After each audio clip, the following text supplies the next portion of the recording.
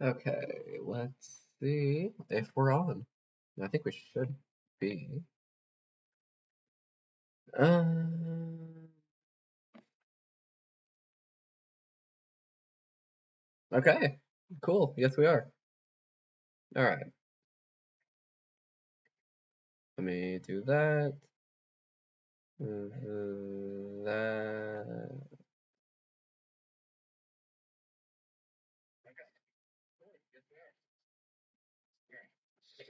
Okay, cool. So I have a AP Psych test tomorrow.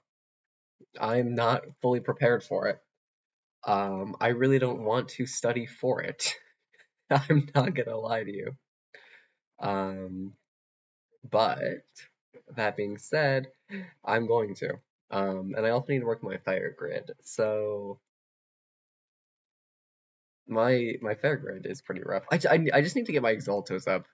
Well, I need like 5 exaltos, really, but I mean that's a pain. I think I should have one of them at. Oh, okay, cool. I have one maxed. So I need to get this one maxed, and I need to realistically get 5 more, probably, mainly just for HP for longus. So that stinks, but oh well. Okay, so can do that. Go to settings, look for Nope, that's not even okay. Colossus. I should probably do my daily hosts, but I really don't want to. I hate Colossus era so much. This is the worst M3 raid. No one plays it. You can't even like easy join for shit. I'll stream. What the hell? Um, well, I just is that a is that a trans Phoenix right icon? Wow. I already started and I have a hater. Well, um, let's see. What page were we supposed to study? I'm gonna assume that to you. So what page are we supposed to be on? Like 160? Is that right?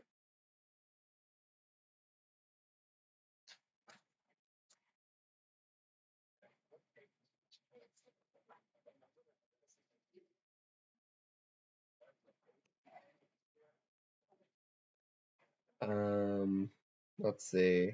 Because I was reading through, but I kind of just I don't know. I didn't really think this through. This isn't really the best idea for um studying, I guess. I'm on like 150. I think we have to read to 180. So I'm literally just a girl. Okay. Well, I hope you're literally ready to pass the exam because that's what we're gonna do. You know what? We're gonna be prepped and we're gonna be prepped and ready. All of chapter 4. Okay. Yeah, I don't know why I said pages. Obviously, it's supposed to be. Yeah, it's a conf exam. Okay. All right. So I guess I'll just kind of read. Oh, you haven't read it at all. Are you not ready? Come on. Yeah. Okay. Well, then use this time to prepare. So then we can both say that we were ready tomorrow, and we'll have actual proof too. Okay. Let's see. Okay, looking at the whole, just don't nah. Damn. All right. You got a 47 on the vocab exam. You're not her. You're not goaded. Uh, okay. All right. Looking at the whole picture, Gestalt principles. Elmstream, what the fuck?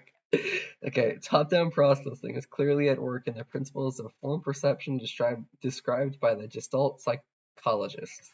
Gestalt psychology was an influential school of thought that emerged. You're not goaded. You're not goaded. Um, Okay, that emerged out of Germany during the first half of the 20th century. Gestalt is a German word for form or shape. Gestalt psychologists repeatedly demonstrated that the whole can be greater than the sum of its parts. Now that part is italicized, so we're really going to want to remember that, okay? The whole, okay. You know what? No. Pop quiz. What's top-down processing? Because we're probably going to have to explain that.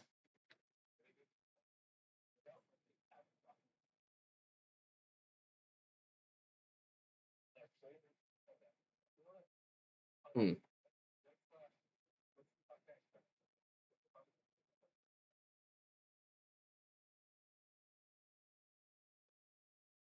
Notice how the soy jack is not responding. Interesting. All right, yeah, CA off. We gotta do that. Damn it, she got it. All right, never mind. I was just hating. Okay, a simple example of this principle is the phi phenomenon, first described by Max Wertheimer in 1912. The phi phenomenon is the illusion of movement created by presenting visual stimuli in rapid succession.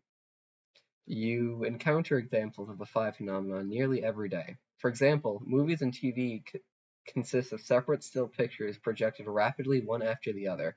You see smooth and you see smooth motion, but in reality, the moving objects merely take slightly different positions in successive frames.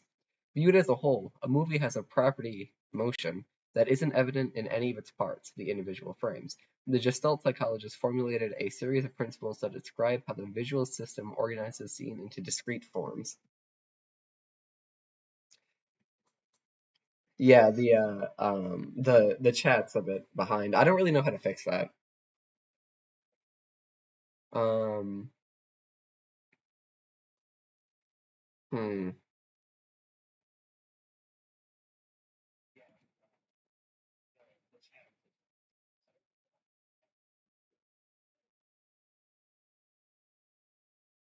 hmm. But yeah, yeah, it is the five phenomenon settings, maybe? Yeah, okay. I don't. I'm gonna be so real. I really don't know how to fix that. So we just gotta deal with it, I think. Oh, is half cost gone? That sucks. Okay. Anyway, take a look at figure 4.26. Um, it's two faces. Do you see the figure as two silhouetted faces against a white background? Getting hate. This is a goated stream. This is the stream on YouTube. BT dubs. And frankly, I think you're hating. So, okay. I need to start up another Colossus era.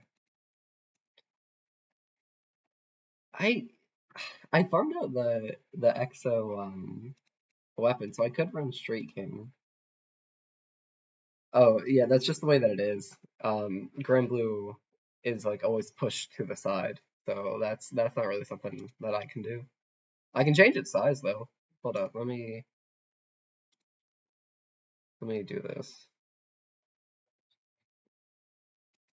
Like I can I can make it like that, but that looks like ass.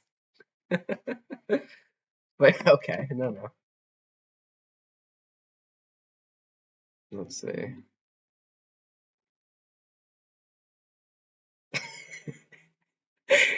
Listen, you're banned. Well, you're done. My first viewer, and you're getting kicked. Easy. Okay. Do you see the figure as two silhouetted faces against a white background, or as a white base against a black background? Oh, okay, yeah. If you look at it that way, you can see the base. Looks like a Grail from FCO, but whatever. Um, where, where did you get queso? Um, this reversible figure illustrates the Gestalt principle of figure and ground. Dividing visual displays into figure and ground is a fundamental way in which people organize visual perceptions.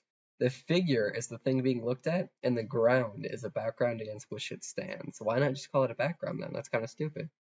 Figures seem to have more substance and shape, appear to be closer to the viewer, and seem to stand out in front of the ground. Other things being equal, an object is more likely to be viewed as a figure when it's smaller in size, higher in contrast, or greater in symmetry. Oh, I would not know. Okay, so that's a queso thing. I don't watch queso. I don't watch many streamers. I watch VTubers. Um, and even then, I only watch two. So I'm not. Yeah, I'm streaming, but I'm not like I don't know shit about stream culture. So you know what? That's good to know. That's important. Okay. Please say I got okay. If I can end off with okay, if I can get one Exalto drop, then I'll actually lock in on reading the chapter instead of doing this. I mean, you could. You'd probably just like get banned. You could text me what you want to call me.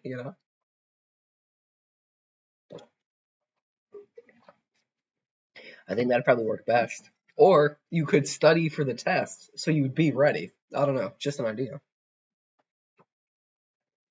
Okay, the following gestalt principles relate to how these elements are grouped into higher order figures. Proximity. Things that are near one another.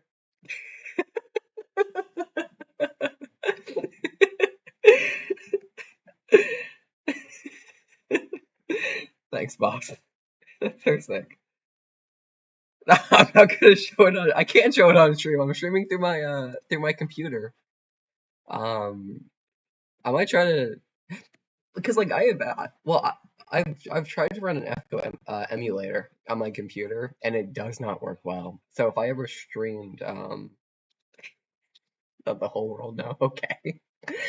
Um, so like I don't know if I ever want to stream like FCO or like Yokai Watch Puni Puni, I probably could. It would just kind of be like ass because it'd be on my phone. I mean my laptop's not the best either, but anyway. Okay, proximity. Things that are we're almost done with one page. Things that are near one another seem to belong together. The black dots in the upper left panel of figure 4.27a could be grouped into vertical columns or horizontal rows. However, people tend to perceive rows because of the effect of proximity. The dots are closer together horizontally. Grr. People often group elements to create a sense of, oh, my bad, closure. People often group elements to create a sense of closure or completeness. Thus, you make complete figures that actually have gaps in them. This principle is demonstrated in the upper right panel of figure 4.27b. Similarity. Like the singularity from Grand Blue Fantasy? People also tend to group stimuli that are similar. This principle is apparent in figure 4.2. Then you'd fail. We made a bet where you said you'd get above an 80 and I would give you $21. You got a 41.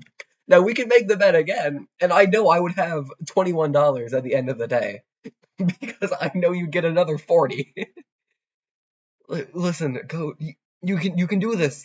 I believe in you. You just got listen. We can read. You can read along with the stream. You can be ready. You can prepare. Um. That being said, of course, I'm pretty. It's not you were washed. You are washed. Um. I forgot what I was saying. I'm really not like prepared. I think I have another 30 pages that I am supposed to read because this goes up to 180. I don't know how other people actually focus. Okay, like 176. Um, there's some graph or like chart that we have to memorize too. I know, but I really don't wanna. Now is later. There's no later. There's right before the test. Shit. This is the later. This is the last minute cramming. Okay, we got like I know like and it's not interesting either. If it were, listen, give me the count of Monte Cristo. I could read that. an AP Psych textbook. I don't want to read that. There's always 9 p.m. There's always right now. Like, I don't know. I just this part of AP Psych really isn't all that interesting. Like, it feels more like biology than actual psychology. Like the first chapter that we did was pretty cool, but it's just been like, yeah, right? Like it high key is because I mean, it's not like we were going over anything, I guess, super like, deep in the first chapter, but it's just, I don't know, it's just biology. So it's like we just gotta get through it, I guess. Okay. Well, while you wait till 10, I'm gonna read until page 155, and then after that, I will recheck chat. So lock in. Okay. Simplicity. The Gestaltist most general principle was the law of pr- I need prognons, which translates from German as good form. The idea is that people tend to group elements that combine to form a good figure. This principle is somewhat vague, and that it's often difficult to spell out what makes a figure good. Oh, good, quote unquote, period. Some theorists maintain that goodness is largely a matter of simplicity, asserting that people tend to organize forms in the simplest way possible. See figure 4.27d. But the concept of simplicity is also plagued by ambiguity. Continuity. The principle of continuity reflects people's tendency to follow in whatever direction they've been led. Thus, people tend to connect points that result in straight or gently curved lines that create smooth paths. As shown in the bottom panel of figure 4.27e. Okay, so because there's the arrow, so people are gonna be more likely to follow that, I guess. I mean, I see how this is psychology, but again, it's like I guess I'm more interested in like the mental aspect and not really the like sciencey part. Anyway, although Gestalt psychology is no longer an active theoretical orient. Oh shoot, did I blue chest at least? Did I qualify for? Okay, okay, okay. You're washed. I'm washed. Yeah, the cool shit will be fun. Um, I don't know. It really sucks that we're not doing anything on chapter 8 because I think language would be really. I might ask the teacher if I can like do something with chapter 8 because I think that'd be really like interesting to do, especially like on language because like language is so neat. Anyway, although gestalt psychology is no longer an active theoretical orientation.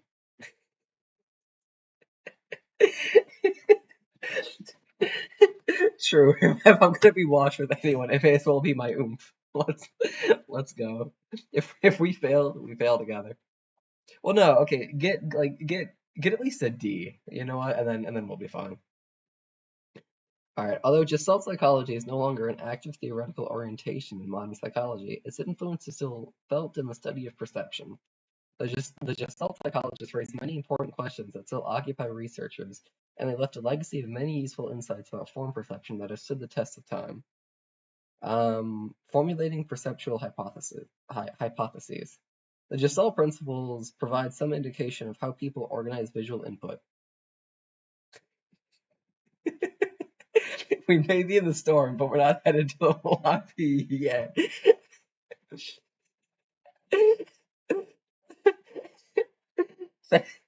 Thanks, Goat. That's so real. Uh, life is like Fortnite. The smaller your circle, the better the people. Hashtag Fortnite wisdom. Like I said, if I can get at least an Exalto, then I'll. Because I need 5 max copies, so that's gonna be 15 drops. I don't think I have any fire quartz. I'll res you if you res me. You got it. Um, the Gestalt principles. Okay, the Gestalt principles provide some indications of how people organize visual input. However, scientists are still one step away from understanding how these organized perceptions result in a representation of the real world. In visual perception, the images projected on the retina are distorted, two-dimensional versions of their actual three-dimensional counterparts. For example, consider the stimulus of a square such as the one in figure 4.28 on the next page. If the square is lying on the desk in front of you, it is actually projecting the trapezoid onto your retinas because the top of the square is farther from your eyes than the bottom. Obviously, the trapezoid is a distorted representation of the square. If what people have to work with if what people have to work with is so distorted, how do they get an accurate view of the world out there? One explanation is that people are constantly making and testing hypotheses about what's out there in the real world. Thus, a perpetual hypothesis is an inference about what form could be responsible for a pattern of sensory stimulation. The square in figure 4.28 may project a trapezoidal image on your retinas, but your perceptual system guesses correctly that it's a square, and that's what you see. Let's look at another ambiguous drawing to further demonstrate the process of making a perceptual hypothesis. That's a really bright animation, oh my god. Figure 4.29 is a famous reversible image, first published as a cartoon in a humor magazine. Perhaps you see a drawing of a young woman looking back over her shoulder. Alternatively, you might see an old woman with her chin down on her chest. Let me pull this up so we can look at this humorous comic. There let me turn my brightness down. Is there a okay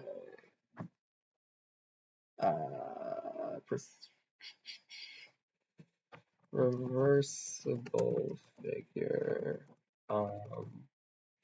woman with I don't know head on um shoulder. We can study this together. Thank you. Yes, I do like that wallpaper a lot. Ah, here we are. Oh no, I don't want to save that. Nope. Nope. I just said I don't want to save that.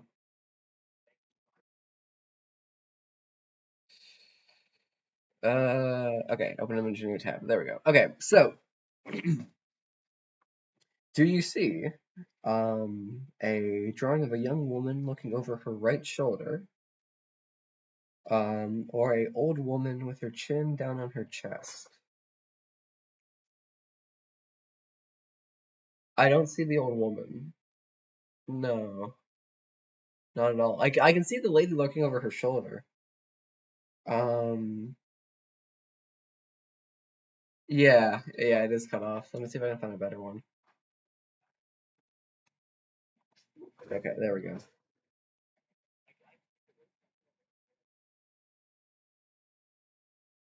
Um, no, I don't see an old lady with her head on her chest. Are you supposed to like rotate it? Because I'm not picking up what it's putting down. The ambiguity exists because there isn't enough information to force your perceptual system to accept only one of these hypotheses. Yeah, but like I'm streaming, so I can't answer the Discord call, you know? Well, no, I can't actually. You're gonna have to talk through chat, cuck. But no, I don't. I mean, with things like these, I can usually see the other thing, but I don't. Well, okay, whatever. Hmm.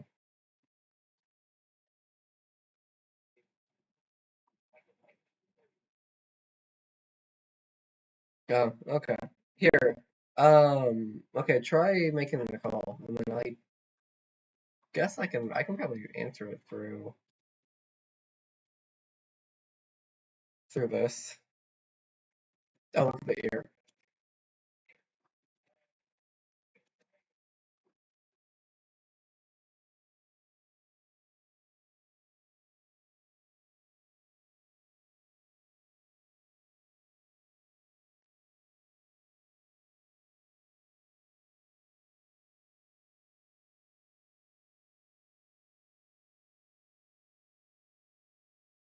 Uh, no. So, okay. It doesn't matter. It's not really that important. Let's see. Oh, the ear looks like an eye?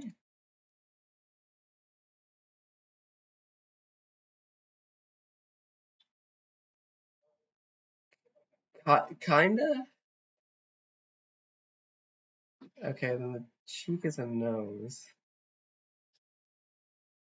Uh, okay. Oh, okay, okay, yeah, yeah, yeah. All right, all right. I can see that. Okay, so like, yeah, that one's really hard though. Like to spot. Okay. Interesting. That's kind of weird. Yeah, okay. So that's her eye. That's her nose. That's her mouth. That's okay. I like the other one better. I'm not gonna lie. Okay, let's go. Yeah, like the one with the seal and like in the costume gala. That one I liked a lot more. If I had Hasalia uncapped, I probably could run Shrieking. That'd probably be better, but oh well. Okay. Um, psychologists. Well, here. Yeah, it's really hard to see in the book. Okay. Psychologists have used a variety of reversible figures to study how people formulate perceptual hypotheses. Another example can be seen in figure 4.30, which shows the Necker cube. The shaded surface can appear as either the front or the rear of the transparent cube. When people stare at the cube continuously, their perception tends to voluntarily alternate between these possibilities. The Necker cube. I guess. Okay. The context in which something appears often guides people's perceptual hypothesis. To illustrate, look at the figure in 4.31. What do you see? You probably saw the words "the cat." Okay. You probably read these letters as "the cat," even though the middle letter of each word is the same. This this simple demonstration shows that the context in which a stimulus is seen can affect your perceptual hypothesis. But look again. The middle characters in both words are identical. You identified an H in the first word as and an A in the second because of the surrounding letters, which created an expectation. Another example of top-down processing and visual perception. The power of expectations explains why typographical errors like those in this sentence often pass unobserved. With the cat? Oh, yeah. I mean, like you have to bend the H's to make it look like an A. It doesn't. It's not really an illusion. Like I get what it's saying. Like your brain expects to see the cat, so it breaks down. Okay, well, this must be an H and an A. But if you, I mean, like yeah, glancing down at it, you can see it like looks like the cat, but it doesn't really. Whatever. Yeah, but no, I agree with you. The power of expectations explains why typogra typo typographical errors like those in this sentence often pass unobserved. Is sentence spelled incorrectly?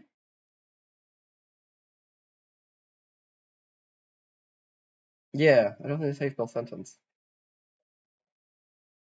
More often than not, forms and figures are objects in space. Spatial considerations add a third dimension to visual perception. Depth perception involves interpretation of visual cues that indicate how near or far away objects are. To make judgments of distance, people rely on a variety of cues, which can be classified into two types: binocular and monocular.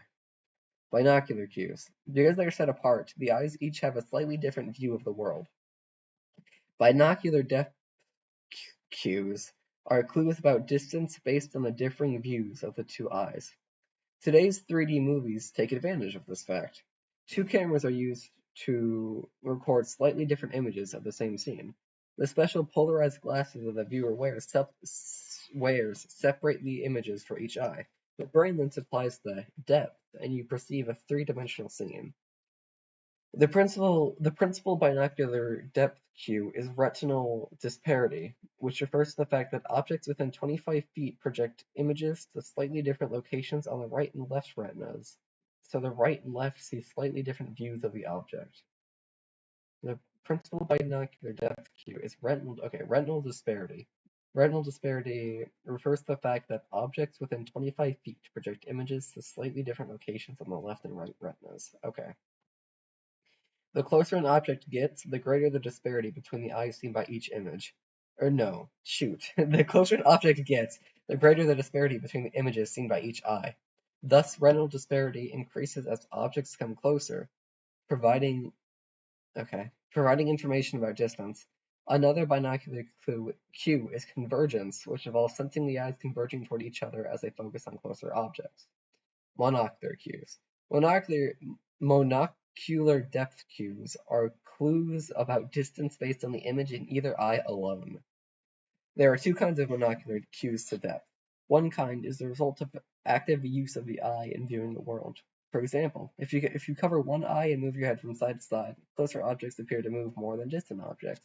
The other kind of monocular cues are pictorial depth cues, clues about distance that can be given in a flat picture. There are many pictorial clues to depth, which is why some paintings and photographs seem so realistic that you feel you can climb right into them. 6 prominent pictorial depth cues are demonstrated and illustrated in figure 4.32 on the next page. Linear perspective is a depth cue reflecting the fact that lines converge in the distance. Because details are too small to see when they are far away, texture gradients can provide information about depth. Yeah, this entire page is just yap. It's just a paragraph. If an object comes between you and another object, it must be closer to you. A cue called interposition. Relative size is a cue because closer objects appear larger. Height in plane reflects the fact that distant objects appear higher in a picture. Finally, the familiar effects of shadowing make light and shadow useful in judging distance. There appear to be some cultural differences in the ability to take advantage of the pictorial depth cues in two-dimensional drawings. These differences were first investigated by Hudson, who presented pictures like that shown in figure 4.33 on page 155 to various cultural groups in South Africa. Hudson's approach was based on the assumption that the subjects who indicate that the hunter is trying to spear the elephant instead of the antelope don't understand the depth cues, interposition, relative size, height, and plane, in the picture, which place the elephant in the distance. Hudson found that subjects from a rural South African tribe, the Bantu, had little exposure at that time to pictures and photos, frequently misinterpreted the depth cues in his pictures. Similar difficulties with depth cues and pictures have been documented for other cultural groups who have little experience with two-dimensional representations of three-dimensional space. Thus, the application of pictorial. Why is there one whole page of examples of pictorial depth cues to images varies to some degree across cultures? Okay, I think I'm able to buy the SR ticket. I got Nicholas yesterday off of it, so maybe I can glitch out Valentine's Mocker. If I had the money, I would spend to try to get her. She looks like a really good unit for Earth. And like AJT was saying, I think she's gonna be a step in the right direction for Earth. So if she becomes really meta later on, it would suck to miss out on her. So please, please, please, please. Dang. Shoot. Other words I probably can't say while streaming. Oh, yeah. Look at this. Wait here, let me just prop up the book. You'll probably like this. Oh, God, yeah.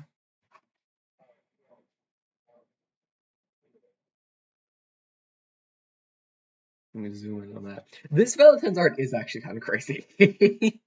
Like, it's not the most insane art that Grand Blue has or anything, but like, damn.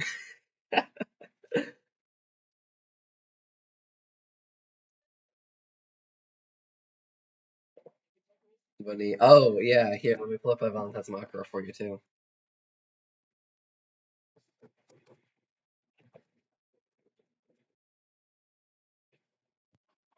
Yeah, so Valentine's Makara, he's alright? Yeah, that's fair. So, okay, Valentine's Makara it looks like she's really good for Earth. That's like the main element that I play, and I really want to get her, but like I can't whale because I don't have the funds. But like if she's a step in the right direction for Earth units, then it would really suck to not be able to get her until next year on Amutix. I mean, I could wait because like I have Earth's best bursting team as is, but it would suck. Okay, I'm gonna leave that up while I read at least two more pages. Okay. Recent research has shown that estimates of distance can be skewed by people's yeah, I'm broken. It sucks. I want her so bad. Also, this coming from the girl who not even 3 days ago was begging me for $24.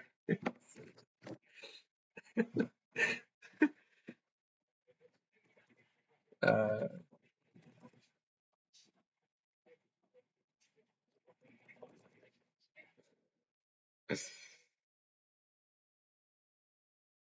oh, these are S, but I can't find one. Whatever. I can't find the Oberon one, so it's not as funny. Okay, fine, that works. This man Gucci down to the socks, but needs $4.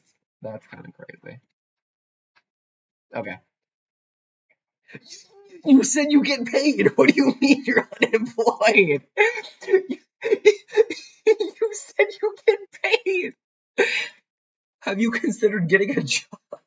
I'm pretty sure there's people that I I think you can apply to Publix.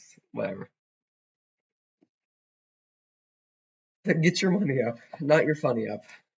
See, you could be making money instead of playing Fortnite, but you know. I have no sense of depth perception. Could you tell me, is that someone standing up there in the corner, or is there a little man in your head? That's kind of funny. That made me giggle. That made me go hee hee hee, like a jolly king watching his court jester. Excuse me. And see, like, okay, why is that Colossus rate? It's been up for 10 minutes and has 3 people, and it's not even 10% down. That's why I hate this raid. You're going to? Okay, good, good. And you know what? Then I'm proud of you. As a friend, good job. I'm happy for you. Okay. Studies suggest that people see desirable objects as closer to them than less desirable objects. For example, Bels Belcetis and Dunning found that participants who are very thirsty estimate that a bottle of water sitting across the room is closer to them than participants who are not thirsty. In another study, subjects were asked to estimate the distance between them and a $100 bill that they had a chance to win, or a $100 bill that they knew belonged to the experimenter. Once again, yeah, you are goaded. That's so true. Once again, the more desirable object, the $100 bill that could be won, was perceived to be closer than the less desirable one. Thus, like other perceptual experiences, judgments of distance can be highly subjective. Ooh, bars. When a person approaches you from a distance, his or her image on your retinas gradually changes in size. Do you perceive that person is growing right before your eyes? Of course not. Your perceptual system constantly makes allowances for this variation in sensory input. In doing so, it relies in part on perceptual constancies. A perceptual constancy is a tendency to experience a stable perception in the face of continually changing sensory input. Among other things, people tend to view objects as having stable size, shape, brightness, hue, and texture. The power of misleading cues, visual illusions. In general, perceptual constancies, depth cues, that constancies? No, it's not consistencies. Con constancies. Depth cues and principles of visual organization, such as the Gestalt laws, help people perceive the world accurately. Sometimes, however, perceptions are based on inappropriate assumptions, and visual illusions can result. Yeah, inappropriate. A visual illusion involves an apparently inexplicable discrepancy between the appearance of a visual stimulus and its physical reality. One famous visual illusion is the Muller-Lyer illustration shown in figure 3.4. The two vertical lines in this figure are equally long, but they certainly don't look that way. Why not? Several mechanisms probably play a role. Yeah, they don't look the same at all. The Muller-Lyer illusion. Uh,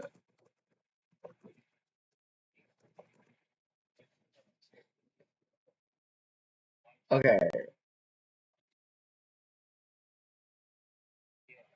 Um. Okay. So in this figure are equally long, but they certainly don't look that way. Why not? You know what? Let's test this.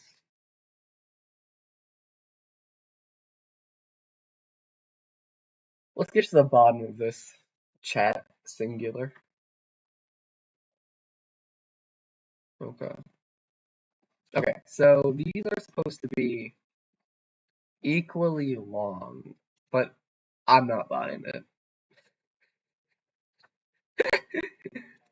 Okay, let's switch it to green because that's the best. Okay, so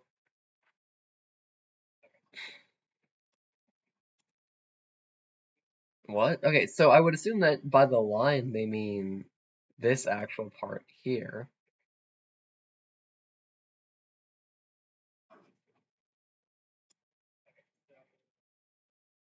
What?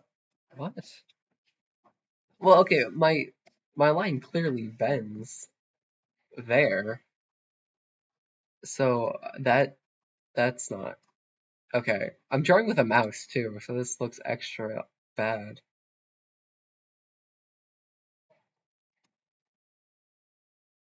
No, no, because the line clearly has to bend. Is this another visual like illusion? The figure on the left looks like the what? Oh, wait, okay. The figure on the left seems to be close. No, that's a different figure. The figure on the left looks like the outside of a building thrust toward the viewer, while the one on the right. Oh, okay. What? That's for a line. Huh? What? They're showing. Yeah, yeah. The line's on the inside of the arrows, but they don't look the same. Okay, the figure on the left seems to be closer. Look at where the lines meet the arrows. Those are the same length. Yeah, are they? All right, I'll take your word for it. Since I can't draw and I'm kind of bored reading about this, I'm gonna try to draw Rodden, my goat. Okay. I don't know how you do this. So I have a drawing thing. Yeah. Okay, I'm lost. Here, let's close Discord. I know I have like a drawing application. Um,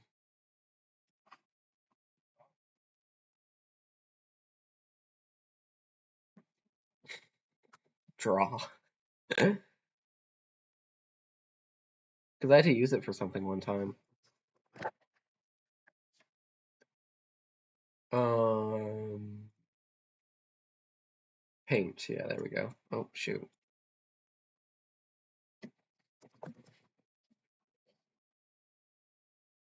Oh, okay, there we go. I'm so goated. Okay. Can I like drag her in here as a reference? Can you insert something? Draw a peak? Yeah, I will. I will draw my goat. Um, Okay, hold on. Let me.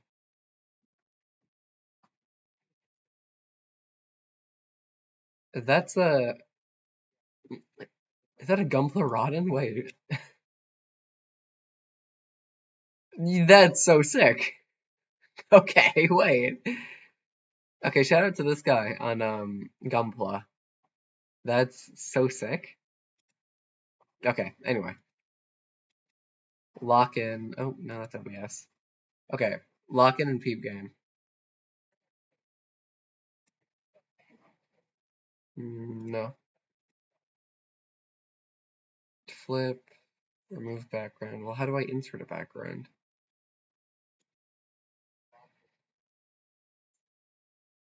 Oh, ew. No, I'm not using AI. Edit, view. My computer's overheating. I can I insert? That's a Gundam? Oh, okay, my bad, my bad. Um, I don't I don't know how to do this. Selection? Why is there not just a like an insert? What the hell? Okay, I'll just go back and forth, I guess. Okay. I, okay. Uh, okay. Okay. So we start. Oh, okay. It's a gunpla.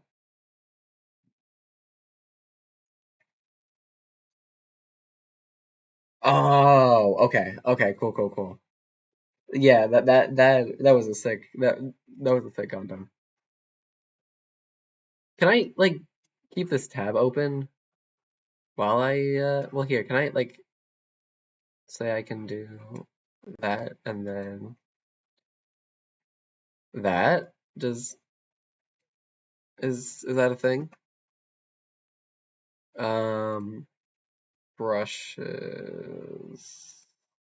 Do I select color? Well, I guess black. Okay, Gunpla is a okay, that is the Gundam plastic model kit. Okay, okay. Okay, so we start with the hair. Oh my God. How do people draw? This is crazy. Okay, let's try to start with a sleeve, I guess.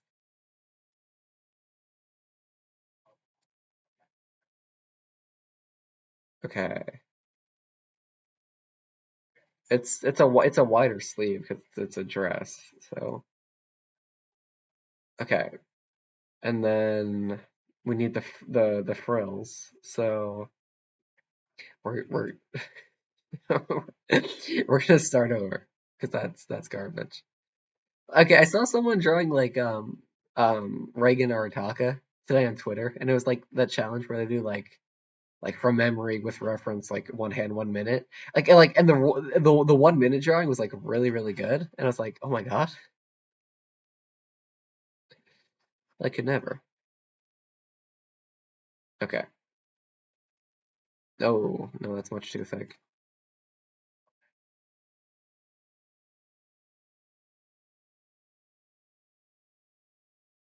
Okay, okay, okay, and then we need the frills.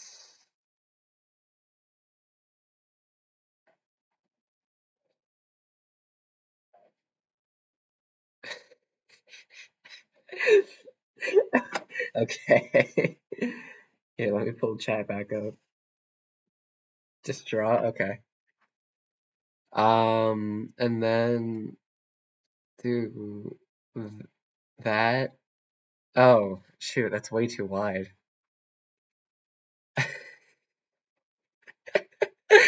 I'm so sorry, Rodden. You deserve a better artist. Okay. I'm just gonna go for it. I'm just gonna let my hand flow freely. Okay. It'll come to me. I no jeez.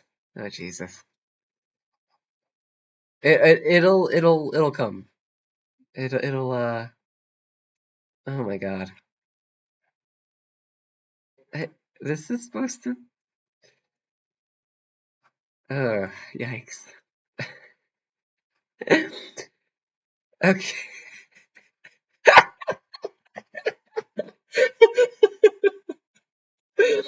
Okay. Okay. Let me just try to draw the face. Let's just lock in on that. Okay. If-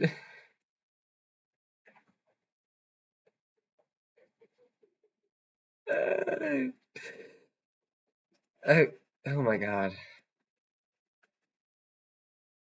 Okay. Come on. Okay, fuck it. We're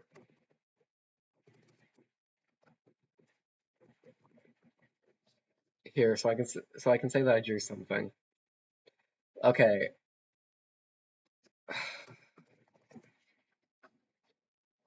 We're gonna use the Will Stetson method. Okay, it's time to start the drawing segment. Okay, draw 3 circles.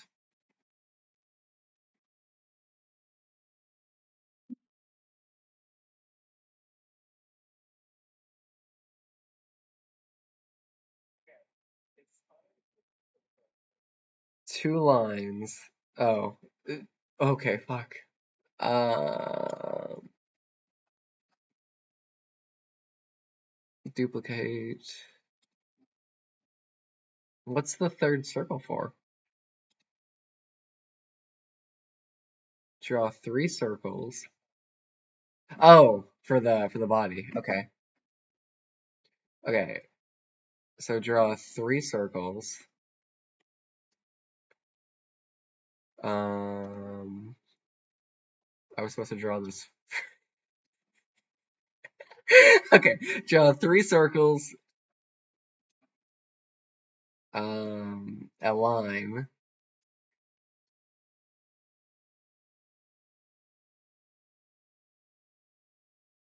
A triangle for the mouth. For the mouth.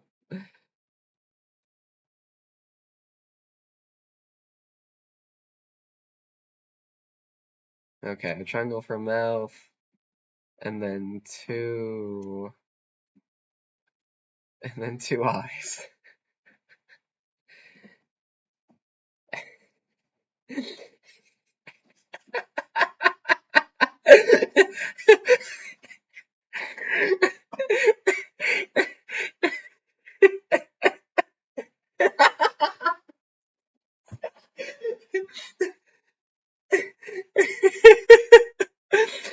And that's the saga of Ambassadors. You know that it, Rodden is the goat. Rodden's the Oshi, but this is the saga of Ambassadors.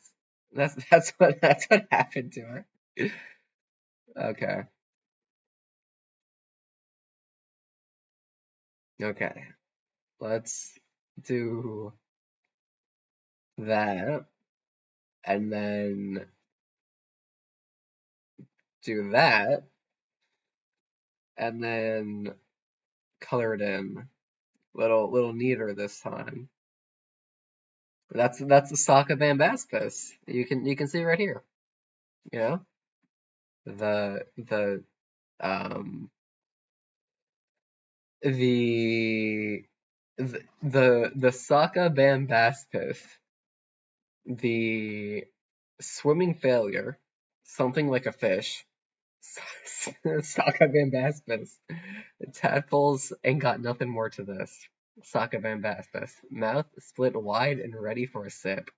Sokka Bambaspas. Smiling bright alive is how it lives. You dig. Ah, Sokka Bambaspas, elder of the little fish. Socket and Baspis so uselessly were very big. Socket and Baspis, honestly, no. Oh shoot, my bad. Socket and Baspis, honestly, you're pretty big. Socket and Baspis, sturdy like a mighty ship. Smiling, cruel, and sly is how it lives. You dig? And then it's okay, and then here, as part of the song, it's time to start the drawing segment. So, okay, okay, it's time to start the drawing segment. So, you draw the fish that everyone loves, Sockman Baspis. So you draw three circles. One, two, three. Okay, three circles, two lines, another line, Mr. Stetson, you forgot that. A triangle for the mouth, and the pupils. And just like that, you're done. You've drawn the Sokka Baspis. Um, our hero who's bringing peace among the common folk. In a world with pain that so overflows, it's not special, swimming like a failure. Funny knowing ya, my fish from up above. Let's hear it. The Saka Saka Bam Bam Bass Piss Piss. Saka Saka Saka Bam Bam Bass Piss Piss. Saka Saka Bam Bam Bass Piss Piss. Saka Saka Saka Bam Bam Bam Bam Bass Piss. Saka Saka Bam Bam Bass Piss Piss. Saka Saka Bam Bam Bass Piss Piss. Saka Saka Bam Bam Bass Piss Piss. Saka Saka Saka Bam Bam Bam Bam Bass Piss. Yeah, it is peak. The Saka Bam Bass Piss. Wow, I draw my P's like shit even on mouse. Yikes. It looks like he's crying. Okay. Well, that's it for the drawing segment of the stream. We're gonna get back to reading the AP Psych textbook. No, don't save. I'm gonna bookmark that because that's cool. Okay.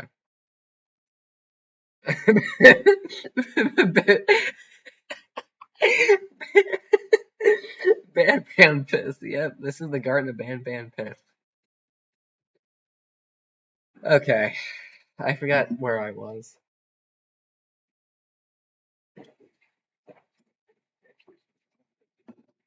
Okay, Relic Buster. That's kind of crazy. What the fuck is this?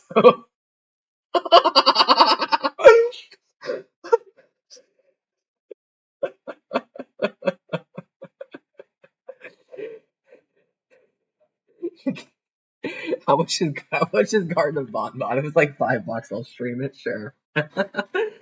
Yeah, I can stream that and Oh no, I am thinking of Garden of Bonbon. Yeah, if it's like $5 on Steam, I'll stream it, sure. Okay, let's let's lock back in. There's no more time for any horsing around. Okay, the two lines cast equally long retinal images, but one seems closer. The closer one is assumed to be shorter. Thus, the Muller-Lyer illusion may result from a combination of size constancy processes and misperception of depth. The geometric illusions shown in figure 4.36 also demonstrate that visual stimuli can be highly deceptive. The Ponzo illusion, which is shown at the top left of figure 4.36, appears to result from the same factors at work in the Muller-Lyer illusion. Oh, in the Muller-Lyer illusion. Okay. The upper and lower horizontal lines are the same length, but the upper one appears longer.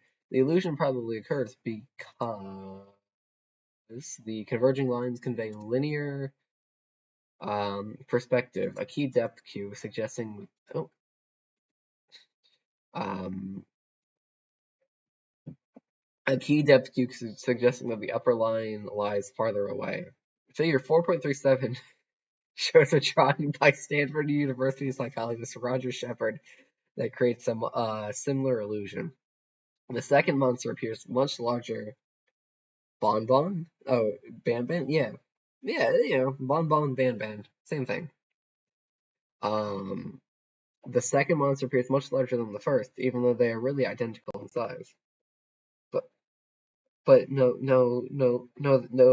they're not, though. You drew them different sizes. That's stupid. In the 1930s, Adalbert Ames designed a striking illusion that makes use of misperception. No, not the same thing. Okay. Well, I said they are, and because I'm the goat, that's kind of just how it is. Sorry. Um, Well, when viewed from the correct point, as in the picture, it looks like an ordinary rectangular room. See figure 4. Oh, this is the arms room thing. This specially created room was built with a trapezoidal rear wall and a sloping floor and ceiling. When viewed from the correct point, as in the picture, it looks like an ordinary rectangular room. But in reality, the left corner is much taller and much further from the viewer than the right corner. Hence, bizarre illusions unfold in the Ames room. People standing in the right corner appear to be giants, while those standing in the left corner appear to be midgets. Even more disconcerting, a person who walks across the room from right to left appears to shrink before your eyes. The Emma's room creates these misperceptions by toying with a perfectly reasonable assumption that the room is vertically and horizontally rectangular. Impossible figures create another form of illusion. Impossible figures are objects that could be represented in two-dimensional pictures but cannot exist in three-dimensional space. One might even say that they're impossible. These figures may look fine at first glance, but a closer look reveals that they are geometrically inconsistent or impossible. Three widely studied impossible figures are shown in figure 4.39. And a more recent impossible figure, created by Roger Shepard in 1990, can be seen in figure 4.40. Oh, yeah, that's kind of cool. Notice that specific portions of these figures are reasonable, but they don't add up to a sensible whole. The parts don't interface properly. The initial illusion that the figures make sense is probably a result of bottom-up processing. You perceive specific features of the figure as acceptable, but are baffled as they're built into a whole. Obviously, illusions such as impossible figures in the real-life relative, the M's room, involve a conspiracy of cues intended to deceive the viewer. Many visual illusions, however, occur quite naturally. A well-known example is the moon illusion, see the photo above. The full moon appears to be as much as 50% smaller when overhead than when looming on the horizon. As with many of the other illusions we have discussed, the moon illusion appears to be due mainly to size constancy effects coupled with a misperception of distance, although other factors may also play a role. The moon illusion shows that optical illusions are part of everyday life. Indeed, many people are virtually addicted to an optical illusion called television. Oh, brother. Oh, brother! An illusion of movement created by a series of still images presented in quick succession. When was this written? Cross-cultural studies have uncovered some interesting differences among cultural groups in their propensity to see certain illusions. For example, Segal, Campbell, and Herskovitz, 1966. Wrong weapon. Damn it. What'd you do? Skill damage, supplement to skill damage. Nope. I don't think any of the Colossus Magna weapons boost HP, which is kind of a shame because that's like really kind of needed. I need to get back on farming sands because I need to get Colossus 250. Anyway, what could account? Oh, found that people from a variety of non-Western cultures are less susceptible to the liar illusion than Western samples. What could account for this difference? The most plausible explanation is that in the West we live in a carpentered world, dominated by straight lines, right angles, and rectangular rooms, buildings, and furniture. Thus, our experience prepares us to readily view the Mulder liar figures as inside and outside corners of a building. No, okay. They didn't look anything like buildings. Inferences that help foster the illusion. In contrast, people in many non-Western cultures, such as the Zulu, see the photo below, who were tested by Segal and associates, live in a less carpentered world, making them less prone to see the molar liar figures as building corners. What do illusions reveal about visual perception? They drive home the point that people go through life formulating perceptual hypotheses about what lies out there in the real world. The fact that these are only hypotheses become especially striking when the hypotheses are wrong, as they are with illusions. Finally, like ambiguous figures, illusions clearly demonstrate that human perceptions are not simple reflections of objective reality. Once again, we see that perception of the world is subjective. These insights do not apply to visual perception only. We'll encounter these lessons again as we examine other sensory systems, such as hearing, which we turn to next. Jeez. Okay, I might just read up to 165 or 170 and then finish off the rest tomorrow. Because this is ridiculous. Oh, wait, never mind. I saw a word that I like. Hold on.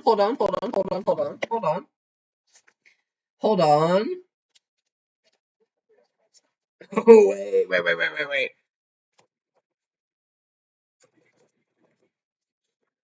Let me make sure I'm getting this right. Please think for NP lines.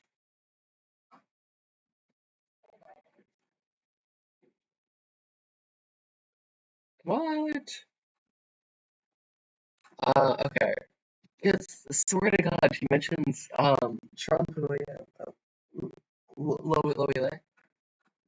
um in her first NP. Wait, this could actually stick. Does Game with? I hate Game with new layout or Game Press. I never want to check out Game Press. Their new layout is so awful. But if they have her lines, then it works fine.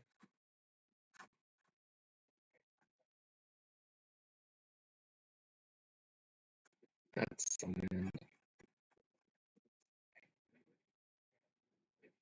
Extra no phantasm. Yeah, okay. So hold on. Let's look into this. This could be interesting. Trump, yeah, or I don't know French. Okay, I actually have to lock in for this. I need to actually learn this.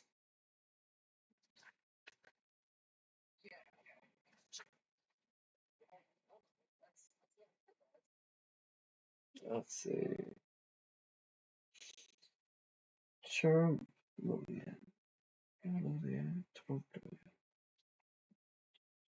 no, because if they actually go over this in the textbook, that's actually interesting. Um, Cubism.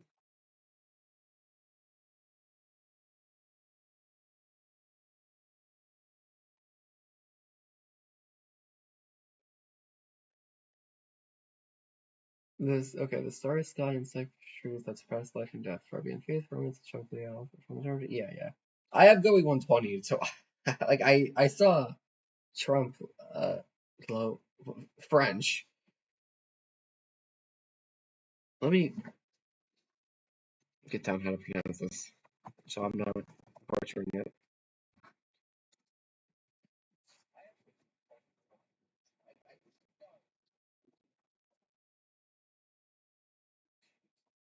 Pronouns.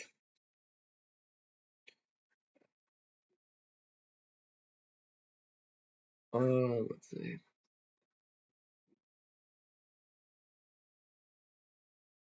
Trompe-l'œil. Trompe-l'œil. Trompe-l'œil. Trompe-l'œil. Trompe-l'œil. Trompe-l'œil. That sounds more right. Trompe-l'œil. Is it a French term?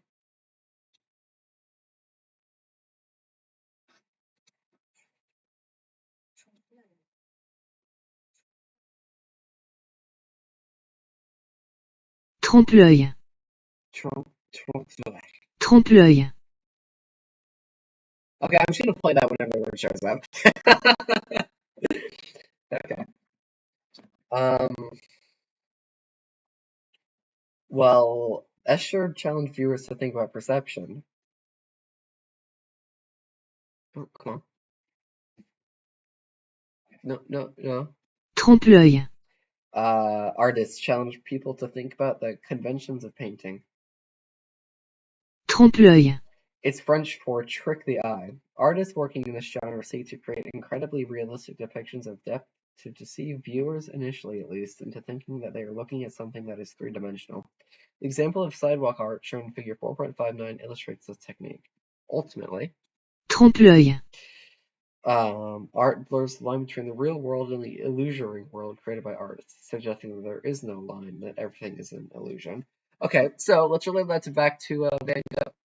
So, I need to paint stars and seven streets that express life and death, far beyond faith, romance, and trumpet. So, beyond faith, romance, and tricking the eye, let's say. From eternity through the whirlpool of the stars. So tricking the eye. So would that involve her painting with void numbers? Is that what that would be in reference to? The starry sky and cipher streets that express life and death, far beyond faith. Because that's a reference to the Starry Night. Well, her NP is the Starry Night. Um, that surpass life and death, far beyond faith, romance, and trompe-l'œil. Play?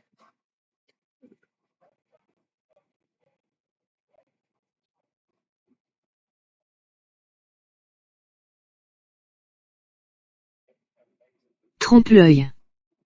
Zoya. Trompe-l'œil. Zoya. Trompe-l'œil. Zoya. I know. Well, that's because I'm just yapping mainly. So don't think too much about it. Don't don't don't think too much about anything. Trompe-l'œil. Del L'œil? L'œil? God damn it! Come on, trompe-l'œil. Okay, I'm just gonna call it to deceive the eye. Whatever. Okay, so Carbon and Faith Romance and trompe-l'œil from eternity. Okay, so is that a reference to the fact that she was kind of using it to deceive the foreign gods? Okay, interesting. Just that, because was Van Gogh's stuff really Trump-like? I mean, it's described here as something that attempts to blur the line between real and illusion, but I don't think that necessary because Van Gogh is a post-impressionist, like following Monet and things. Because while the impressionists wanted to create impressions of real life, the post-impressionists aimed more to portray the world almost as they saw it. Well, I guess maybe that's not the best way to put it, but like, you know, let's look at what's arguably one of the most famous paintings in the world, The Starry Night. Like, it's obviously not really what the view from Van Gogh, or I forget if it was from Van Gogh's room or like from a hospital that Van Gogh was staying at. But that's obviously not what the world actually looked like. But he aimed to capture how he saw it, if I'm remembering my Van Gogh history correctly. And I believe that's sort of the intention of the post-impressionists. It would now see if this textbook were on like post-impressionists, like and the transition between that, I could read that. That'd be interesting. But instead, I'm just yapping about I'm just yapping about it. Um. Okay. Well, if there's a question on the test about Trump Joanne's art, I'll have that down at least. Um, but I like talking about impressionists and post-impressionists mainly mainly because Rodden did a stream going over art history. So,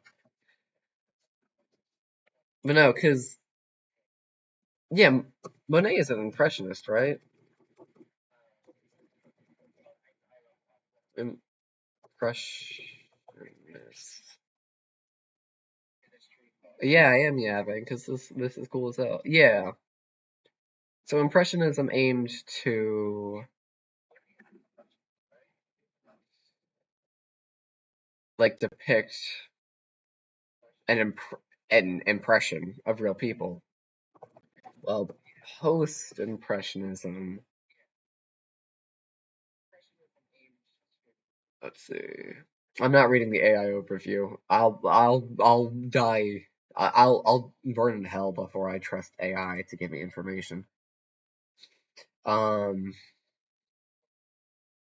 yeah, and post-impressionism aimed to depict the world more as the artist saw it. If I'm understanding that correctly, I'm pretty sure that's kind of one of the best ways to break it down. By the way, if I mention Van Gogh ever, oh yeah, of course, actually, it's just imagine I'm talking about her, or if you're so inclined, imagine her. Oh yeah, Goey, yay! Well, Clytie technically. Well, no, Clytie and Van Gogh. Saying that she's one or the other would be going against kind of the whole point of her character. Okay, that's another axe. I I guess I can get one up, like, I don't know, in case I need it. Anyway, now that I read about something genuinely interesting, let's round out. Where was I? Let's round out the I think once. Oh jeez. Okay, I don't want to round out the 160s. Okay, stop reading for a moment, close your eyes, and listen carefully. What do you hear? My computer. Chances are you'll discover that you're immersed in sounds. Street noises, a high-pitched laugh from the next room, the buzzing of a fluorescent lamp, perhaps some background music you put on a while ago but forgot about. As this little demonstration shows, physical stimuli producing sound are present almost constantly, but you're not necessarily aware of these sounds. Like vision, the auditory hearing system provides input about the world out there, but not until incoming information is processed by the brain. As an auditory stimulus, a screech of tires, someone laughing, the hum of the refrigerator, produces sensory input in the form of sound waves reaching the ears. The receptual system must somehow transform the stimulation into a psychological experience of hearing. We will begin our discussion of hearing by looking at the stimulus for auditory experience, sound. The stimulus sound. Sound waves are vibrations of molecules, which means that they must travel through some physical medium such as air. They move at a fraction of the speed of light. Sound waves are usually generated by vibrating objects such as a guitar string, a loudspeaker cone, or your vocal cords. However, sound waves could also be generated by forcing air past the chamber, as in a pipe organ, or by suddenly releasing a burst of air, as when you clap. Like light waves, sound waves are characterized by their amplitude, their wavelength, and their purity. See figure 4.41. The physical properties of amplitude, wavelength, and purity affect mainly the perceived psychological qualities of loudness, pitch, and timbre, respectively. However, the physical properties of sound interact in complex ways to produce perceptions of these sound qualities. Wavelengths of sound are described in terms of their frequency, which is measured in cycles per second or hertz. For the most part, higher frequencies are perceived as having a higher pitch. That is, if you strike the higher key for high C on a piano, it will produce higher frequency sound waves than the key for low C. Although the perception of pitch depends mainly on frequency, the amplitude of sound waves also increases. Just as the visible spectrum is only a portion of the total spectrum of light. Plus mark, I hate getting those.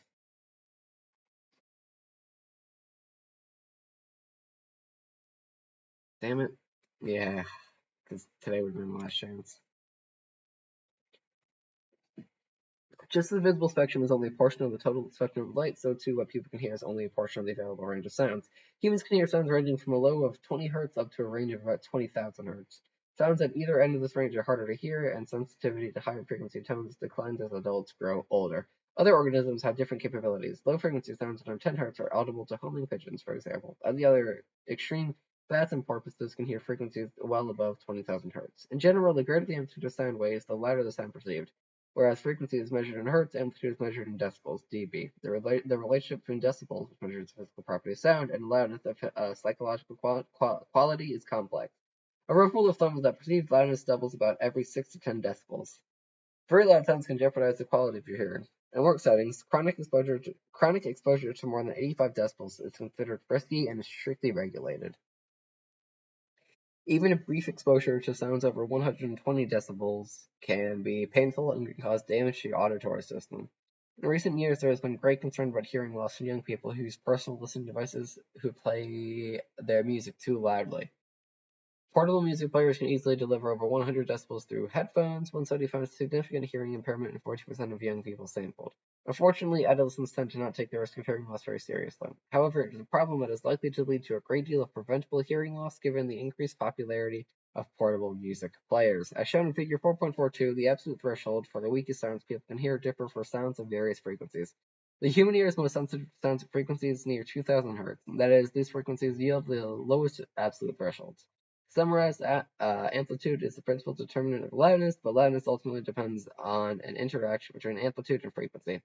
People are also sensitive to variations in the purity of sound. So the purest sound is one that has only a single frequency of vibration, such as that produced by a tuning fork. But most everyday sounds are complex mixtures of many frequencies. The purity or complexity of a sound influences how timbre is perceived. To understand timbre, think of a note with precisely the same loudness and pitch played on a French horn and then on a violin. The difference you perceive in their sounds is a difference in timbre.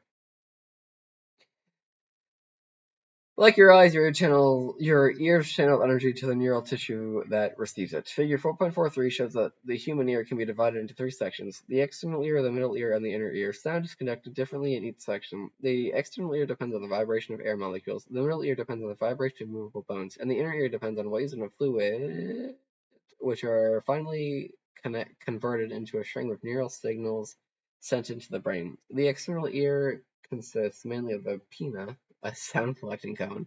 When you cup your hand behind your ear to try to hear better, you're enlarging that cone. Many animals have large external ears that can aim directly towards the sound source. However, humans can adjust their aims only crudely by turning their head. Sound waves collected by the pinna are fueled along the auditory canal toward the eardrum taut membrane that vibrates in response. In the middle ear, the vibrations of the eardrum are transmitted inward by a mechanical chain made up of 3 tiniest bones in your body: the hammer, anvil, and stirrup, known collectively as the ossicles. The ossicles form a 3-stage lever system that converts relatively large movements with little force into smaller motions with greater force. The ossicles serve to amplify tiny changes in air pressure. The inner ear consists largely of the cochlea, a fluid-filled coiled tunnel that contains receptors for hearing. The term cochlea comes from the Greek word for a spiral-shaped snail, which this chamber resembles. Sound enters the cochlea through the oval window, which is vibrated by the ossicles, the ear's neural tissue, anovulus, the retina, and the eye. Lastly, the cochlea, the tissue sits on the basilar membrane that divides the cochlea into upper and lower chambers. The basilar membrane, which runs the length of the spiral cochlea, holds the auditory receptors. The auditory receptors are called hair cells because of the tiny bones of hair that protrude from them.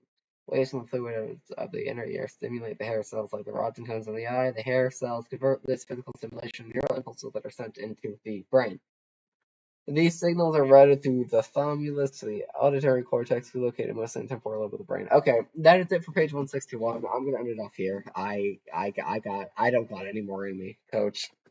I'm done. I'll finish reading that tomorrow. Thanks for tuning in, boss. It was fun. It was fun streaming to an audience. But for now, yeah, we are donezo. Yep, end of stream. Stream, more like end of, of stream. Alrighty. Adios, boss.